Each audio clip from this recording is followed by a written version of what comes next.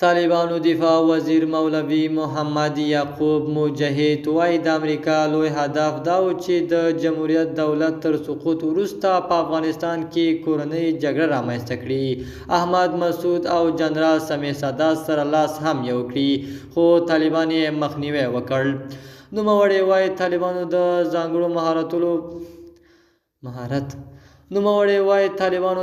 ځانګړي مهارت په کارولو سره وکولای شول په هماغه لومړیو ورځو کې وضعیت کنټرول کړي او د یوې لویې کورنۍ جګړې د پیل مخنیوی وکړي.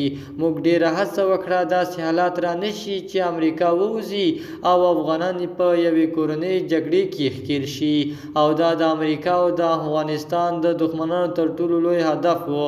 خو الحمدلله د یو خاص تخنیک په کارولو سره مو د دې کورنۍ جګړې مخنیوی وکړ. په سلامونو مو ورکلای کوم د AFG نیوز چینل درنو لیدونکو، سلام، ستړي مشئ، وخت مو په خیر.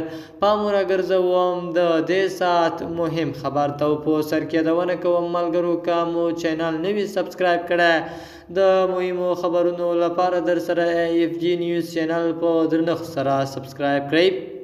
دفاع وزیر مولا محمد یعقوب مجاهد وایي جنرال دوستم بیرته افغانستان ته راولو. په افغانستان کې د نوي رامنځته شوي ملي نجات ټولواله یو شمېر مشرانو ویلي که حکومت د ولسمشر له لومړي مرستیال جنرال عبدالرشید دوستم سره روانه لانجه ژر تر ژره حل نه کړو، نو دا به وکولای شي چې افغانستان سقوط کړي. تر اوسه مو غوښتنه کوله چې جنرال صاحب دوستم دې راشي، خو تر دې وروسته وایو چې جنرال دوستم راولو. پرېږدئ چې د نړیوالو د حکومت غوږونه خلاص شي. که دوی نه راولي موږ یې راولو. بیا که افغانستان د بحران خوا ته ځي نو ولاړ دې شي. پړه به یې دغه کسانو پر غاړه واچو چې بحران جوړوي. د AFG نیوز چینل درنو لیدونکو، دا و زموږ د دې ساعت چمتو شوی خبر. سره بیا خیر چارې د الله په امان.